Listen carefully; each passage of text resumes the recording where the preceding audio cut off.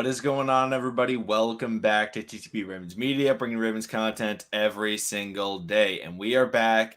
It could potentially be the final in-season Wednesday night stream. We will obviously keep up the streams during the offseason, whether or not the Ravens make the playoffs or not. And then obviously after the season ends, we will continue to live stream, continue to talk with you guys and have a good time. In today's show, I think kind of the big thing that we'll talk about overarching is kind of just our thoughts on the matchups that the Ravens need to go their way in order to make it to the playoffs. But as always, we will talk about anything and any questions that you guys have. Obviously, John Harbaugh made some comments today about Lamar Jackson. Calais Campbell made some comments about hitting up his former teammates playing for Jacksonville, trying to get them to win the game against the Indianapolis Colts. So we'll talk about all that stuff. And also, I was telling Joshua right before we started the stream, if unfortunately the Ravens do get eliminated this weekend, a slight benefit is that the day after the Ravens are eliminated, we get to watch Alabama, Georgia, which potentially has some prospects that the Ravens have been connected to, Jordan Davis being one of them for Georgia. I've heard people saying maybe Mechie.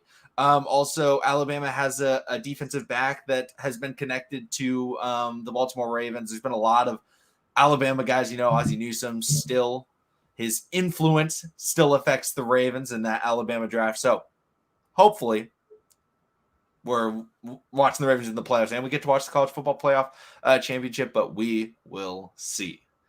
Lance Reyes says in Sunshine, we trust. Absolutely. Absolutely. It's one of my favorite movies of all time. And I love Trevor Lawrence. I actually have a Gardner Minshew jersey. I love Gardner Minshew. So I will potentially be rocking that over a Ravens jersey this Sunday. Listen, at the end of the day, us as Ravens fans, I know there's a lot of Ravens fans that still have the hope and belief that we're going to slip into the playoffs. I mean, hey, if we do, we do. And, Lamar Jackson slides in, for that playoff run, I'm all for it. Right now, I guess you could say, I accepted the reality of us possibly not making it to the playoffs.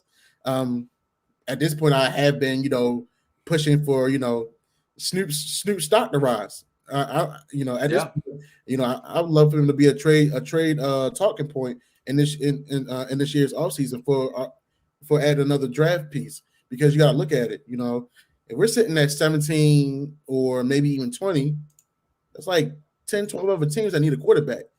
And honestly, I feel like the best fit for him, that has a lot of good pieces, would be Washington. Absolutely.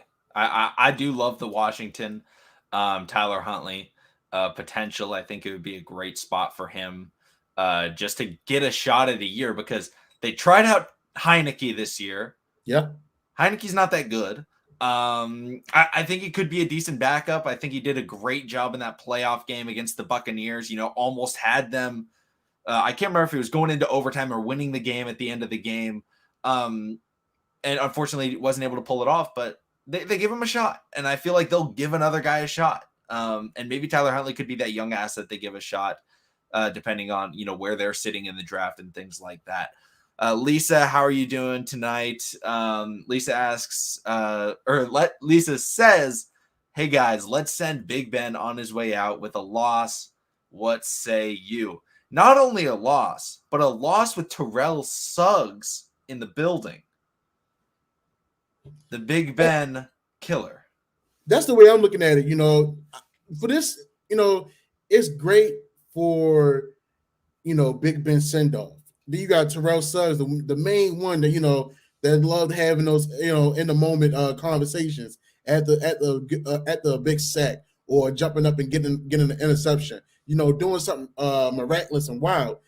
Just being a freak of nature. So seeing the Ravens, I'm definitely rooting for the Ravens to get this W. Because it's the rivalry, and for him to he plays such a big part of that rivalry as well. I mean, just to be able to send him home, his retire, it was his road to retirement on the L by the Ravens. I'm all for it. So I'm definitely rooting for the Ravens to come out on top. But I will say, let's be mindful of the fourth quarter comebacks with Big Ben. He has been making some magic happen in the past couple games in the fourth quarter. So I would say, if we get out on a hot move on a hot streak, let's stay on it and let's keep our foot in their necks. Yeah, I think that Big Ben, I mean, you brought it up a little bit. I mean, the rivalry between the Baltimore Ravens and the Pittsburgh Steelers, Yeah, the last guy is Big Ben, right? yep, You know, Flacco, I don't think he was that big a part of the rivalry. I think it was more the defensive players of the Baltimore Ravens. mm-hmm. The Ray Lewis, the Ed Reed, the Terrell Suggs, the Haloti Nadas, Yep. the Troy Polamalu's, the let's see James who else, Harrison, Larry James Ford. Harrison, yeah, Hell, Mendenhall, you even got to bring in Hines Ward, Hines Ward, Jerome Bettis. You yeah, know, Jerome Bettis. Man, I mean, so many just even later great. on, AB played a big parts too. Yeah, I mean, like, and so many players make their name for themselves in these games, right? Yep. Like Torrey Smith, I think is a great example of a young player, at the time a young player, like making a crucial game-winning catch against the Pittsburgh Steelers, and like all of a sudden it was like household name. Now, obviously, Ravens fans, we knew who Torrey Smith was and stuff like that, but like when you make that type of play in that type of game, you get remembered, right? Like we don't remember a lot of the crazy plays, where it's like, oh yeah, this guy did this when it's not a big game. And every Pittsburgh Steelers Baltimore Ravens game is always a big game. And the amount of times that Big Ben has had big plays in those games are countless. The most recent Yeah, probably being I hate the name, but the Immaculate Extension. Um, the dumbest name I think of all time, but shout out to AB, shout out to Big Ben. That was a great play. I mean, he was just part of so many of those moments, and also sometimes on the bad side, getting strip sacked by Terrell Suggs and things yep. like that. Getting those hard hits. I mean, there's just so many things that I'm going to miss about the rivalry because Big Ben always showed up. No matter how banged up he would be, it was like, oh no, he's not missing this game. Of course. I mean, Big Ben. The only young quarterback that we may compare to Big Ben right now is maybe Josh Allen in regards to arm strength, body, and just true grit. These are some guys that just don't give up. Like, correct me if I'm wrong. I believe Josh Allen came out of Wyoming, Yeah. so big. Those small schools. You find those big frame 6'5" guys. Strong arm. I mean, heck, Big Ben came out of Miami, Ohio. So you're always going to find those dominant erupts. And I think we're also not talking enough about the coaches. For John Harbaugh to be here for 14 seasons, and then I believe Mike Tomlin got his coaching job right before John, and Yeah, Mike Tomlin's coached 15 years. yeah, see, and then Mike Tomlin pulling the great Houdini play of putting his leg out there for Jacoby Jones not to get the touchdown. I mean, how you didn't see some things out of these games, but the great thing about it is even though we match up with these guys twice out the year, it's so electrifying. From seeing Troy Polamalu jump over the line to block the kick, Hines Ward with the blindside blocks and still smiling at you that he laid Yeah. on Jared Johnson. So Le'Veon Bell being as smooth and silky as he can be. Jerome Bettis and Ray Lewis meeting in the middle of the field. So it's so many different plays, so many different guys, like you said, has contributed to this rivalry and made it, so great. But unfortunately, as the NFL goes in a different path, it's not going to be the same when Big Ben leaves. Guys are more, buddy buddy, more talking, more friendly. Not saying we're not supposed to, but what's the point of playing the game if you don't have that arch rival? I mean, it was almost it was. I feel like we're losing that feel now. Granted, if the Ravens were healthy and we was winning, and maybe we had Tennessee on the schedule this year, that maybe be that rejuvenated rivalry. But I Yeah. feel like after Big Ben leaves, this may be a dying rivalry with the Ravens and the Steelers.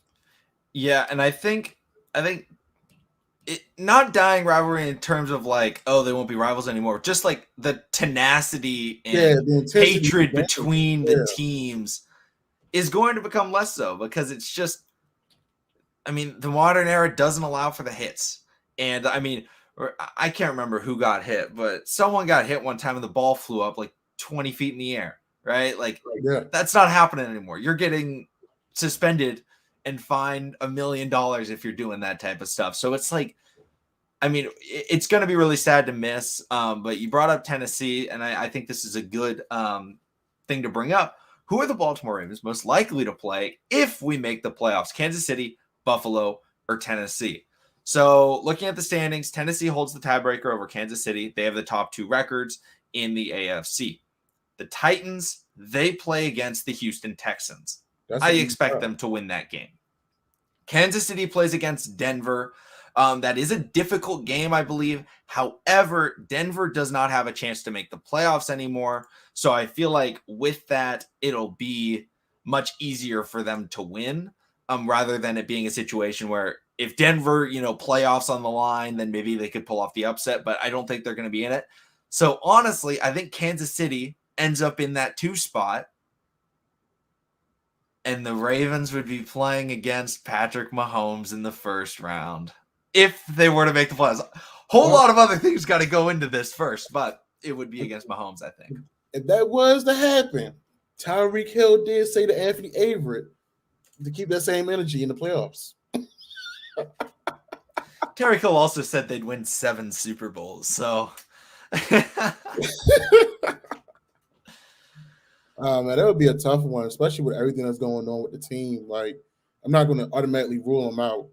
Any any given day that you have, a Ravens team ready to play, they're going to play. I mean, hell, they did surprise me. The defense did surprise me the way they did with Chuck Clark. You know, I know people have been talking about him not being a playmaker, but for him to come out with the pick six and then another pick, I wish we'd have seen more of that this season and even previous seasons. I don't know. This is a glimpse of what the future may hold for us, but right now, it came a little too late. Unfortunately, I mean, like I said, it's good to see those things, but if we had a couple of those, game changing plays early in the season, who knows where things could have been. Right now, we're fighting for our lives and depending for other people to come out on top. And usually, it doesn't work that way. I mean, granted, sometimes with people that like to bet, they got the parlay. They be having like the 20 parlays, but not every time everybody wins out for them to make the money that they're supposed to make. yeah. And it's going to be disappointing not being able to watch the Ravens in the playoffs this year because it's just like they were so close Yeah. and they were injured. Like it's not like if Lamar was healthy these last few games and the Ravens had lost, I Hmm. think I'd be much more content with not making the playoffs. Obviously, I would be disappointed, but it was like, okay, overall the team wasn't good enough. But in this situation, it's like they lost those games by 1 or 2 points, almost all of them, and then they were missing their quarterback, and it's like without that, like they could easily be. I don't want to say easily; they would still be very difficult games. The Baltimore Ravens could be the number 1 seed in the AFC right now, but unfortunately, they're not, and so it is unfortunate. But at the same time, we get to recognize, like, yeah, we didn't make the playoffs, but at the same time, Lamar Jackson and this team were in a position to make the playoffs without J.K. Dobbins, Yep. without Marcus Peters, Hmm. without Gus Edwards, without, I mean, this was without Nick Boyle. This was without Rashad Bateman for most of the time. without Ronnie Stanley, Yep. without OJ who OJ Ford. yeah, without LJ Fort. I think those are probably all the big guys that missed significant time early in the season. But Derek then Wolf. it's Derek Wolf, yeah, another guy. And it's like that shows like, okay. And then we've seen the bright spots from the Brandon Stevens. We've seen the bright spots from Adafe and Rashad Bateman, and the bright spots from Patrick Queen. Mike Tollins said this week Patrick Queen may be the best linebacker in the North, which is high praise. Yeah, But Devin Bush is gonna have a talk with him during practice. it's like, come on, man. Devin What Bush is is this? like Devin Bush is the only guy, in my opinion, that I feel like will bring that tenacity of the rivalry, or still, old school football, because he still is a violent uh sideline to sideline linebacker. Yeah, I could see that potentially happening. And let's see. Lisa doesn't want to play against Patrick Mahomes. Yeah, I think that's a lot of people in the playoffs. Like, it's just not a guy that you want to go up against. Yeah, Pat wakes up. He wakes up. He wakes up at the right time. I mean, That's exactly what they've been doing. Like, everybody was so worrisome in the beginning of the season. Yeah, of the season. Excuse me. They took that. I forgot who they played before they played us, but then when they get to week 2, we gave them the L, and everybody started. They was about to go on a slippery slope. Next thing you know, they start picking it up, and they're back in playoff contention. Like, it's crazy. Like, anything can happen. It's literally any given Sunday. So just to be able to see teams resolve and be resilient, and I definitely say this Ravens team has a lot of resolve. We've been down so many times this season, but we found ways to come back in the game and win. And that was always the conversation. Can the Ravens come back from a deficit? We showed that. Half of the games that we won was we came back from deficits. I myself, and I know a lot of other Ravens fans with the edge were on the edge of the seats when they start seeing Lamar Jackson and company start driving down the field, Yep. start making touchdowns. Hell, what was the one game that they literally came back in fourth quarter? Oh, excuse me, Indianapolis this year? Indianapolis, yeah. Okay, it was like 4 touchdowns. Crazy. So I mean, that it's like yeah, I'm in the reality of, okay, we don't make it to the playoffs. Looking forward to the draft. Seeing where we end up with our comp picks from Matt Judon and Yannick Ngakwe. Stuff like that. Maybe even seeing about trading away Tyler Huntley. Answering those pieces at the right tackle. Interior defensive line, edge rushers. Secondary, stuff like that. And seeing how things are going to change with coaching personnel. It's a lot of things that we talk about. I know people are saying, "Oh, well, we might be crazy for asking for John Harbaugh's head, because he's had success here with the Ravens for the past 14 seasons. I mean, he maybe had a couple bad seasons. He was on the hot seat, but still, how long does a general manager has enough of being on the edge or just a contender? I think that's the real question. Because for the last couple of games, EDC was on the field, on the sideline. I don't know if that was to really be in the presence of of the coaching to see what exactly is going on, or that's just being down there for moral support, or whatever the case may be. But if I'm the general manager, I'm looking at things and how things being ran throughout the game, and if I'm not finding it to a liking, then I'll definitely be bringing it up during the off season. But we gotta see how things play out. Yeah, and in terms of looking at the off season, we will most definitely be talking about this subject in a lot more detail, because I'm very curious by it. And it was brought up by Bucky Brooks. Mm-hmm. And it got a lot of flack from a lot of Ravens fans, because Bucky Brooks' idea was the Baltimore Ravens should treat their quarterback position like college. Oh, Shuffle in the young guys, get out the new guys, and just keep bringing them back and allow for high spending on premier other positions. And we talked about that, and it was like, no, you don't want to do that. And I'm saying right now, I want to resign Lamar Jackson. That's not the point of me saying this. However, if Lamar Jackson doesn't want to resign because of whatever reason, maybe it's Greg Roman. I see Eric says we need better coaching, or Greg Roman needs to go. Jeremiah says we need better coaching. If Lamar Jackson leaves, what do you think the Ravens do? Do they say, hey, we like this system. We like this mobile quarterback, kind of this new age quarterback like Lamar Jackson. We like that. Mm-hmm. We're going to continue to build off of it. Or do you see the potential in the Ravens quarterback after Lamar Jackson? Because I like Tyler Huntley, but I don't think Tyler Huntley would be a guy that I want as my franchise quarterback moving forward. He's not a sufficient starter in the AFC. We can nip that in the bud. He's not a sufficient. He wouldn't be sufficient in the AFC. Yeah, absolutely. NFC, but yeah, not the AFC.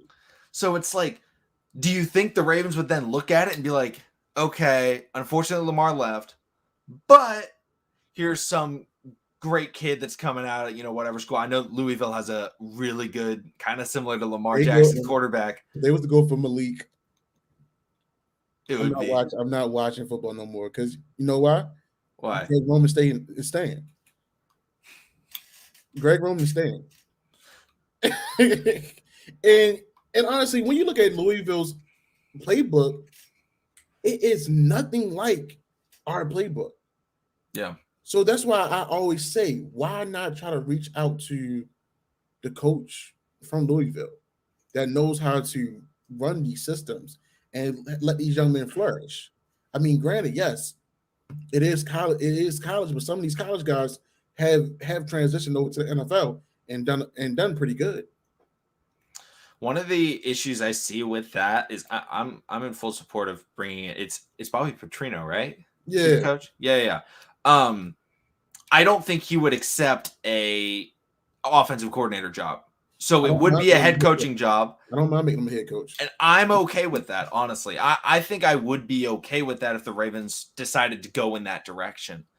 But like, for me, it's like, I'm going to say if Lamar Jackson leaves, I think the Ravens need. If Lamar Jackson leaves, one, you fire Harbaugh. You fire everybody. Okay, you gotta restart. It's gotta be like a hard reset if Lamar leaves. And obviously, we don't know where he would go. Eric asked where would he go. He could go wherever. Denver. It could go to Denver. I could see that. Denver got good pieces. Yeah, definitely. I mean, there's a lot of places that he could go. Seattle, if they decide to move on from Russell Wilson. Like, I mean, there's a lot of places, but even Atlanta, they got Kyle Pitts. Yeah. Kyle Pitts could be nice. Like, it's just, I think then the Ravens, they could still go for a mobile quarterback, kind of the new age quarterback, like the Patrick Mahomes types, the Josh Allen types, where it's like they can get out of the pocket, they can run, but they're not Lamar Jackson in the open field. I think they will go for more of a prototypical passer, but like the modern age prototypical passer. The Ravens aren't going out and getting Drew Brees or Tom Brady. You had a tank and literally wait for Bryce Young to go into the draft next year. Him or what's his name, DJ Ugalele, or even Tua's little brother. Yeah, what is his name? Taualia? Yeah, or Tualia or something like that. Yeah, and they just won the bowl game in Maryland. I forgot who they played, but they whoever they played, they beat them bad. Yeah, I did see that. But they did not beat Iowa. He threw like 5 picks in the first half, I think. Oh yeah, his brother is, he got the same issue as his brother. Right? You definitely give him that. Yeah. But let's kind of get into these playoff games. Or not playoff game, basically playoff games for the Ravens. Colts, Jags. The Colts have not won in Jacksonville since 2014. It's the last time they won. The game earlier this season, Trevor Lawrence and the Jacksonville Jaguars had the ball down by 6 points. with 3 minutes left in the game in Indianapolis territory. They ended up fumbling. Colts got the ball, end of the game. But that shows they were in it, right? Yeah. Because even though the Jags suck, I'm not banking on the Jags going out there and just being like, wow, this team's actually really good. No, the team is Right. terrible. But every Ravens fan will tell you that in rivalry games, the level of the team does not matter, because we were confident going against the Cincinnati Bengals only a couple years ago. But all of a sudden it was like, oh wait, this team plays against us twice a year. They know what we want to do. Yep. And they have a scheme built around to stop it. And the Jaguars have had the Colts number. And so, like, they got to go out there, and obviously they're going to need a great performance out of Trevor Lawrence. But hey, this could be the statement game. I saw the thing that the fans want to dress up as clowns to go to the game to mock the ownership decision, I believe it was. But like, I feel like that would be like the perfect time to win, right? Is when like all this chaos is happening in the crowd and like everybody's getting booed and like all this stuff. And then all of a sudden it's like, oh my gosh, Trevor Lawrence just won this game. If they hold JT to under 100 yards, they win. Yeah. Colts haven't won a game where he hasn't rushed for 100 yards. I think they've won every game where he has rushed for 100 yards, though. So yeah. They're on the streak. I want to say like 7, 9, maybe 7 or 9-0 when he goes for 100 yards. Yeah, he's and he went for like 180 the last time that they played. Yeah, so this really comes down to containment. Trevor Lawrence playing an outstanding game, and their defense, just balling out. Jahi Ward and the crew. They got to come clutch. I think the other thing is the benefit. They're playing against Carson Wentz. Now, I like Carson Wentz. I'm not a Carson Wentz hater. You just don't know which person you're going to get. He has the ability to be inconsistent. If you can get a bad Carson Wentz, then you can win, right? Like if he's throwing picks and he's turning the ball over and he's fumbling, which he's had games doing that in the past, that's how this game is winnable. You have to make it bad Carson Wentz. You can't let good Carson Wentz show up. Good Carson Wentz showed up against the Ravens and he almost won. Right. But let's see. I'm pulling up their first game. Carson Wentz in their last meeting. 22 for 34, 180 yards. Oh, yeah. And the Colts had a blocked punt for a touchdown. They only had 2 touchdowns on the day. They also had a Jonathan Taylor rushing touchdown. But the Jags did a good job of containing and limiting the Colts. Now, Trevor Lawrence was 16 for 35, but this was also like week 9 or week 10. So the Jags averaged more yards per play than the Colts. Had just about the same passing yards, a little bit less, but like they got after him. The Jags rushed for 179 yards because they had that big touchdown run from Jamal Agnew. But yeah, they were just able to fight with them. And that's how divisional games go. So I think a lot of people are looking at Colts Jags and like, oh, Colts are 15.5 point favorites, and they could very well win by 50. I wouldn't be surprised. But I also wouldn't be surprised if it is a close game. So these are one of the games where we can't even watch with high expectations. Like we just gotta go in with a clear mind at this point and just hope for the best. Absolutely. Like you just can't stress it out. This season alone has stressed us out enough as Ravens fans. I know for me personally, like I watch the games and sometimes you just get no emotion out of me Like I'm just watching it. Okay. Yeah, it's it's been pretty crazy. Crazy indeed. Like I feel like next season will be such a breath of fresh air. You know, getting a good run game, getting our running backs back. You Getting our know, quarterback back. possibly having a solid starting right tackle. Like, and don't get me wrong, I'm not saying nothing against Patrick McCarry. When Patrick McCarry steps in, he does give us good minutes, good time, and he does, he does hold up his blocks as best as possible.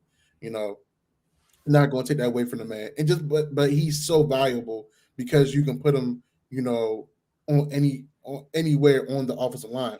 That's why if people don't understand, everybody want to make him a starter, but no, the extension was to make him was an insurance policy. He literally can be put anywhere on that offensive line. So if one man goes down, he can step in. Like I keep seeing people talk about trading Ronnie Stanley. Like, why would you trade Ronnie Stanley? He still is a Pro Bowl left tackle. He just literally, in my opinion, I feel like him, the trainers and the doctors rushed him coming back onto the field this year. Yeah. No, I completely agree with the whole Ronnie Stanley situation. And also, who wants to trade for Ronnie Stanley? Like, he's coming off of a big injury. Like, I mean, I don't think it's worth trading him at all because the upside is just there. I mean, he's one of the best offensive linemen in the NFL, period, regardless of position. Then you add in the fact that he plays the most important position on the offensive line. It makes him even more valuable. So, And Ely, Trevor Penning, not I think it's Ely out of Alabama that's going to be in this year draft for left tackle. yeah. Penning, I think he may be a second round late bloomer type of guy, but those guys are going to be gone. You know. Yeah. Now Daniel Filet, he may slip around to the second round, possibly be where we're drafting at, and we can get a solid right tackle. But if he's there at the first round, I don't know. Might have to strike while the iron is hot. There's also the possibility that the Ravens trade back out of the first round.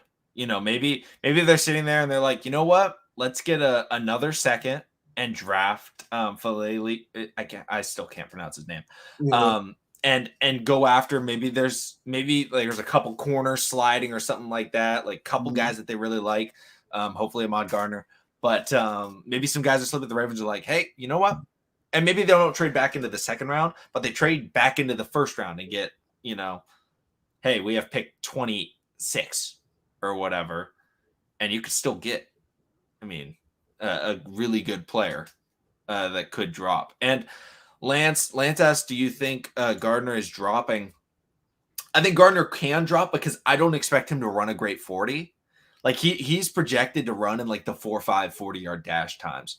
And so that I think is a big indicator. Like when guys have slow 40 times, people are way more hesitant to draft them.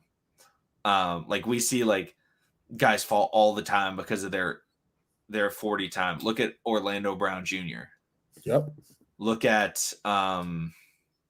just a lot of guys that, and then you also see the opposite with speed, right? John Ross, Ruggs.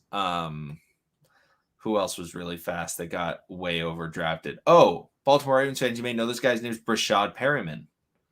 Yeah, people like speed, and Sauce Gardner doesn't have a ton of speed, so I do expect him to fall a little bit. I do think he'll still be a first round pick, but I don't think he'll be top 10, or at least I hope he's not top 10 because I really want him. But let's see here. So I'm trying to find out the draft order right now for us. Oh, I can pull it up.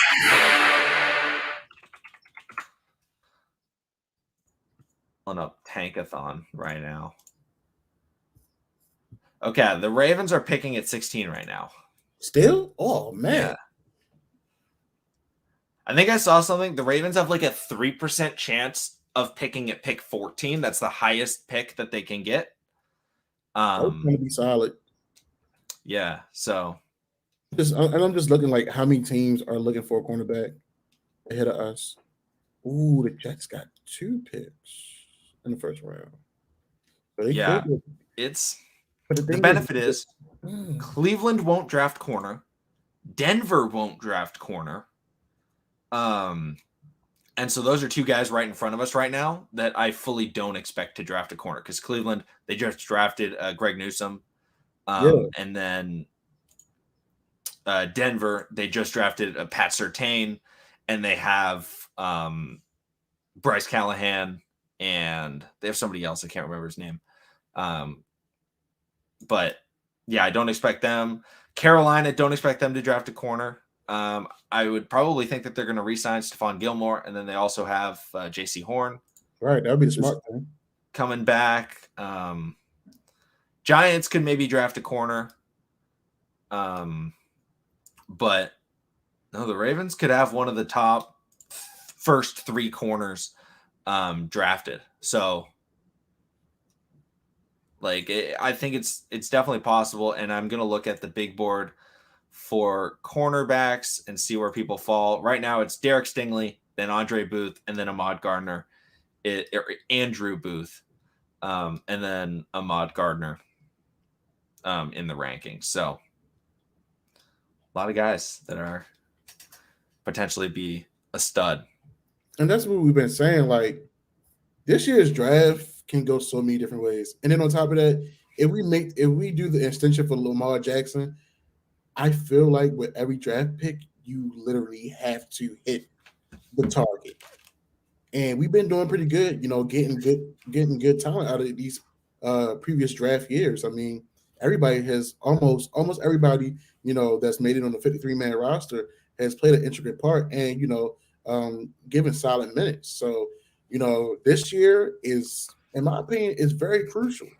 Because even in the fourth round, if I believe it's John Mechie or Michi from Alabama, Yeah, Mechie. I'm sorry to say it, if he's there at the fourth round, and we gotta go. We gotta go for that because I don't. I'm gonna put it like this: as much as I love James Prochet, I want him to still be here as a Raven. I don't think that happens. I don't think his career takes off here in Baltimore. I feel like his career would take off somewhere maybe in like a New York Jets or even the Giants because the Giants need a healthy wide receiver. Kadarius Toney, they thought that was the answer, but at the same time, Kadarius Toney been hurt dang near every season. I mean, excuse me, this whole season, and it was a different part of his body hurting each game. So I don't know. Yeah, I brought this up on Twitter today. So if you guys don't follow the Twitter, check it out. But what do you think about the Ravens potentially drafting a wide receiver this year? And I was saying maybe a fourth or fifth round guy to one, just be good depth, two, potentially be a returner because Devin Duvernay could have a much bigger role next year after Sammy Watkins leaves. And, we saw it with Tyreek Hill. Tyreek Hill was the best returner in the NFL. But all of a sudden it was like, oh, we actually need you to play a lot of wide receiver. You were playing a little bit, but now we're like, oh, you're actually like really good at wide receiver. Let's play you there. Then they drafted Mecole Hardman, and now Mecole was that return guy. I don't know if Mecole still returns the kicks. I think now they have somebody else, or they got somebody else to do it. Maybe Mecole goes back there every once in a while, but maybe they get a guy to be a return specialist, special teamer, that can be a depth piece that has high potential, because they keep trying out these guys and drafting them. Now, obviously, still have high hope for Prochet, still have high hope for Tylan Wallace. Right. But at the same time, if you just keep bringing them in, eventually one's going to come into camp and be better than you expected and be able to take off, in his career. So, I think that it's worth it to draft a wide receiver on day 3. But what do you think, Joshua? Do you think? And also, we don't know if Hollywood Brown's going to return to the Ravens. Now, I hope he does, but we don't know. He may want to go to a more pass-happy offense. He's expressed his frustrations with Greg Roman before. So, what do you think about drafting a wide receiver? Oh, so he's up for contract this year too. I think he's up for contract next year because I think the Ravens already accept. Ooh, now I gotta look it up. Marquise No, he's the year after Lamar. I don't know why I was thinking that. Okay. Yeah, I don't know why I was like, oh wait, he came the year before Lamar. No, he's the year after. So next year will be the decision with the Ravens with the fifth year option for Hollywood. Dang. Honestly, I feel like that's going to play a big part of Lamar resigning too. If they don't Yeah. change, they don't change the offensive scheme because they think of they think of these. I know these guys. At the end of the day, they're going to do best. But honestly, I don't feel like it would be best to the let Hollywood go. Hollywood is literally the Ravens' first wide receiver that's about to reach 1,000 yards that we have drafted. We talked about that last week. 20, we drafted maybe about 32 wide receivers out of the 27 years of being a NFL organization, and only one has reached 1,000 yards. That's saying a lot. Yeah. And I don't feel like we can afford to give up someone like that. If anything, I feel like the philosophy, personnel, all that has got to change for real. Because if you let Hollywood work out of the slot, his stock will skyrocket because he's only going to get better. Yeah. I mean, heck, some of the throws that Tyler Huntley made last week to Hollywood with Jalen Ramsey like over him, I'm like, dude, Jalen didn't pick it off. I'm like, okay, good job. Let's keep going. Yeah. And Hollywood's been making it happen with the yards at the catch. We know he's a deep ball threat, but that intermediate game is really taking off for him. So I really feel like we gotta keep that intricate piece. I mean, he's been one of the building blocks in regards to the reform of this offense. So I definitely feel like we need to keep him. And him with Bateman, I think, is the perfect combo, right? Because both of them are good route runners, and Hollywood adds this crazy deep threat that the Ravens need. And it's like, I think it's I don't want to say better version, but it has much higher potential, I'll say, than Torrey Smith and Anquan Bolden, right? Like Torrey Yeah. Smith, both of them very good wide receivers for the Baltimore Ravens. Torrey Smith, though, it was like you're worried about that deep ball, but he can still hit you, underneath and things like that. Anquan Bolden weren't crazy worried about the deep ball, but jump ball situations, possession, first down, chain moving. You're always paying attention to that. It's kind of the same. Rashad Bateman is kind of like that Anquan Bolden. Now, he's a little bit faster than Anquan was. Obviously, Anquan came to the Ravens a lot later in his career, a lot slower. Right. But Bateman can be that guy where it's like, hey, chain mover. He can still make big plays. He's made some great jump ball catches. But Anquan did that too. And then Hollywood's like, he'll burn the guy. And so it's like a great combo to have. I think the Ravens just need that final piece. They need almost like a deep. They need either a Julio Jones. They need an X receiver, Yes. a big time, big body, and I believe Adit Mahmoud. I believe Trey Turner is the guy. I'm going to look him up to make sure he's the wide receiver out of North Dakota State. Of course, I look up Trey Turner and it gives me the Dodgers player.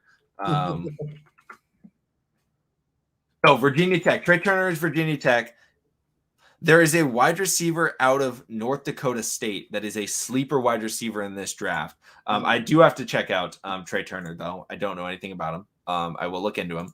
But North Dakota State is a wide receiver that's like 6'4", could potentially run a 4.3, 4.4, 40-yard dash, and is very, very good. But since he goes to North Dakota State, could be overlooked.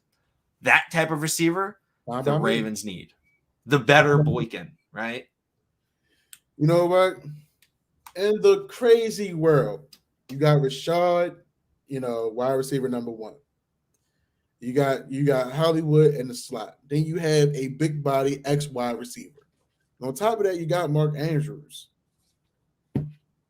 Honestly, I feel like Lamar Jackson will have an extra field day. And then you give him a play action offense. You go just take away the whole running two fullback tight end system, all that. Give this offense more space to use the field. Yeah. shrink the field by going to the 22 personnel. No, stretch these guys out. If you stretch out these defenses even more, that is going to open up running lanes for Lamar Jackson. Also, would that open up more running lanes when you have a J.K. Dobbins healthy and that that's your check down guy? You don't even have to start eluding the defense anymore. If you see a check down man and J.K. Dobbins, boom, that's Joe Flacco and Ray Rice all over again. Exactly. Yeah, I love your point about stretching out the defense because so often we see it's like, how do you tackle Lamar Jackson? You have two guys around him, right? So when the Ravens are coming out in 22, the box is so stacked by the defense that, yeah, Lamar may get 6 yards.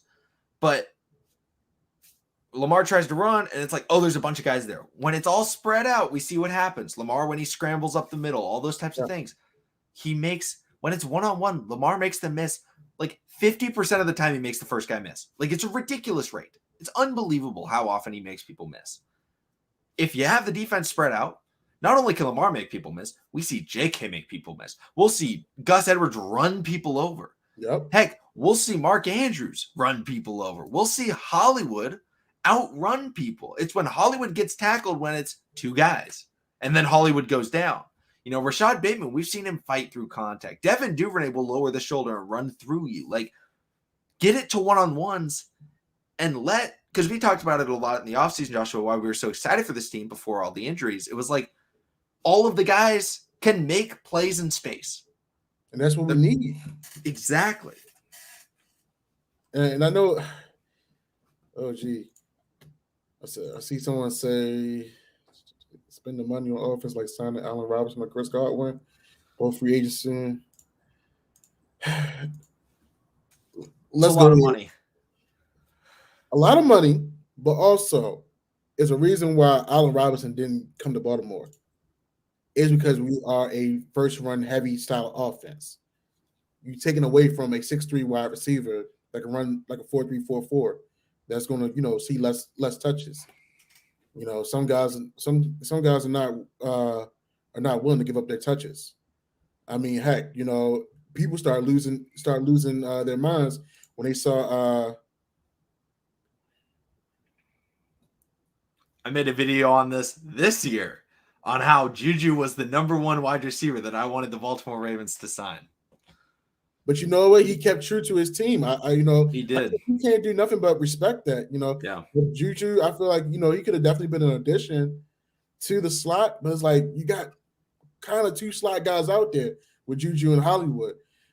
So I feel like in order for Hollywood to really thrive, he needs two guys on the outside that are literally threats as well as him. So it can continue to be, pick your poison. Who are you going to really guard? I mean, when we watch basketball and, you got the Splash Brothers out there together, if you try to guard Steph, what happens? He passes to Clay. Or, if y'all think y'all going to guard Clay, back in the day, Clay would hit you with a move, still find a shot, and it goes in. Kevin Durant, known for making his own bucket, whether he's draped with three defenders or not. So it's like it's the same way with the NFL. If you give the quarterback weapons, and if you use actual plays to utilize those weapons, what are you going to really do? When Michael Vick was playing, Michael Vick not only had the awareness to elude defenses, but also he can put you in the blender. He can outrun you, but also he can tie you out to a point where y'all thought y'all had him, but there he goes loading up, throwing the deep ball to Deshaun Jackson, or whoever's on the other end, and they're catching the touchdown. I mean, you literally have another type of style of quarterback. You literally have another Michael Vick. You have Michael Vick, supporting Lamar Jackson 100%. Why not, let this young man show off his arm strength instead of, just always using him for his legs? Why not put in more play action? We saw, the year he won the Heisman. He won the Heisman throwing the deep ball, right? He won the Heisman doing RPOs, right? Not always this big backfield, one running back, one wide receiver here, tight end there. No, Louisville still stretched out the field. Stretch them out because at the end of the day, the best athlete on the football field is Lamar Jackson. And what happens when you're playing, whether it was capture the flag or you were playing elementary school football or whatever it was, back in the day, Yeah, the best athlete always won. And so when you're all spread out, Lamar Jackson wins, and that's what you see. But Greg Roman says, no playground, no recess. We're all going to sit in this hallway, and we're going to, march our way through the halls. It's like, nah, it's a lot less fun. percentage wise, I think we talked about this more than enough. But we're going to this is going to be the main conversation for the offseason. How big do you think a change of offensive coordinator plays in a part of Lamar Jackson signing a contract extension? I hate to say this, but I think I'm going to go with like 1%.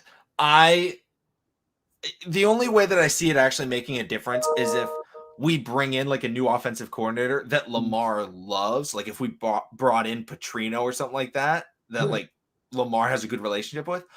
But I think Lamar Jackson is such a I mean, he's just such a great guy. He's just so humble and true to himself and true to those around him to where like he fully trusts and supports and will back every single guy to the very end. Yeah. So like he's gonna back Greg Roman no matter what. So I don't think that he would leave because he just has so much faith in Greg Roman that I don't think he would leave over him. So like even though I really want Greg Roman gone, Yeah. I don't think that's something that Lamar Jackson believes in. Do you think that will hurt him in the longer run if he keeps going? Absolutely. Okay. Because the longer I feel like he keeps the winning smile, the great answers to the questions, because he's always ready to answer questions. Yeah. You can tell he can tell he has a good PR team in house because you never hear him get out of line or get disrespectful. I love his leadership, I love his accountability, but sometimes my thing is being a leader also showed. Be, how can I say it? Showing anger or showing some type of resentment does show leadership.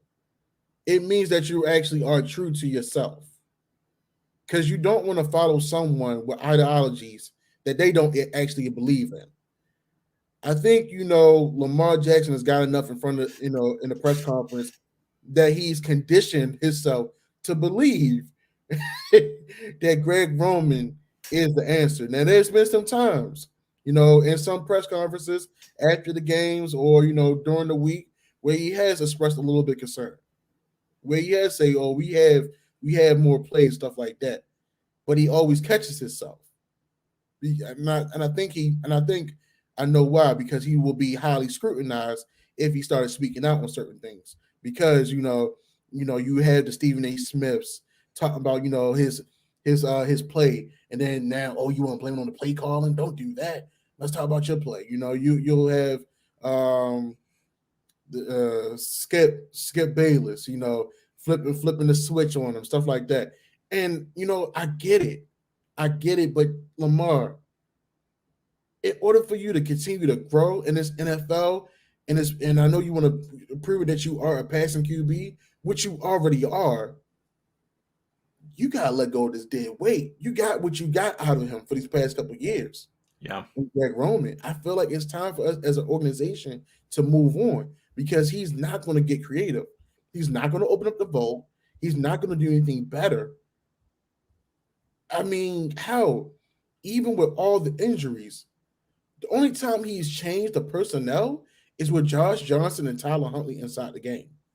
And people will talk about, Lamar Jackson, he read the defense late, or, the play got in late. We don't know why the play got in late. We don't know why, we keep on taking away from this young man here as he done caught the pass, or this young man that done broke it up for 20 yards, and now they're in the doghouse. We can't keep on doing that. The Ravens have to change the philosophy in the front office. We can't keep if we expect to be a Super Bowl team, we got to do something different. Yeah, I completely agree. Um, Also, I think it's almost been about an hour. We'll probably wrap up the stream relatively soon, but obviously, if you guys have any questions, I see Dawson asks, "What do you guys think of Jordan Davis?" I love Jordan Davis. I think he's great at what he does. However, I don't want him in Baltimore.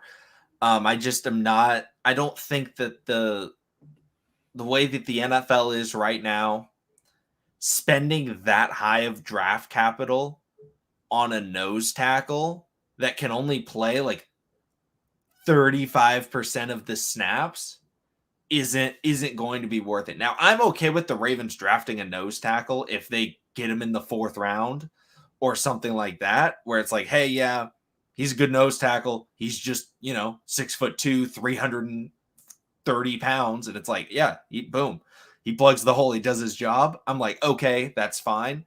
But spending your 1st round pick on a guy that's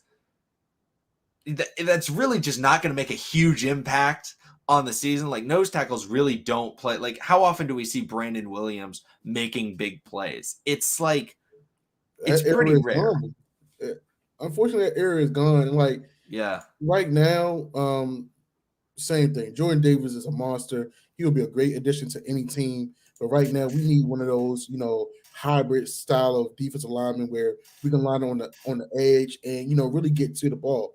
And right right now, I would say this defense has to get younger. This defense absolutely. has to get younger. Like outside linebackers, my outside linebacker, the Ravens should draft is James Houston the fourth. He went to University of Florida and transferred to Jackson State, and he played and he had a great year. He knows how to contain. He knows how to get up the field. Great on the blitz. He knows how to get at the quarterback. Pair him on the outside. With Tyus Bowser, I feel like he definitely can compete, or even get the linebacker from Wyoming, or even Cincinnati, because I feel like if we keep on going the 3-4 defense, Patrick Queen will always be on the weak side. And I had nothing against Patrick Queen. Patrick Queen has stepped up tremendously, playing on the weak side. But we still need that Mike. We still need a young Mike linebacker that can get sideline to sideline. I completely agree.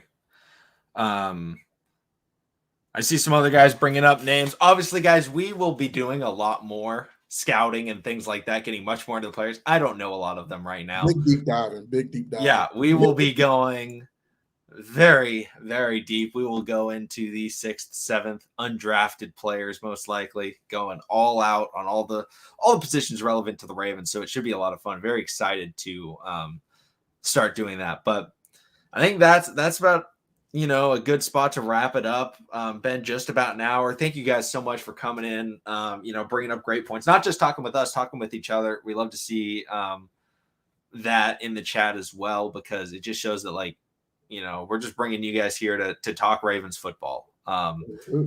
Obviously we're talking over, but if you guys are having conversations in the chat about the Ravens, go for it. Like, it's great. I think that's awesome that we can be that kind of spot where you do that. So shout out to all you guys coming in, asking great questions, bringing up some great players to talk about. And hopefully we, don't have any more bad news, and the Ravens and all the other things happen that need to happen for the Ravens to make the playoffs. But we'll see all of you again next time.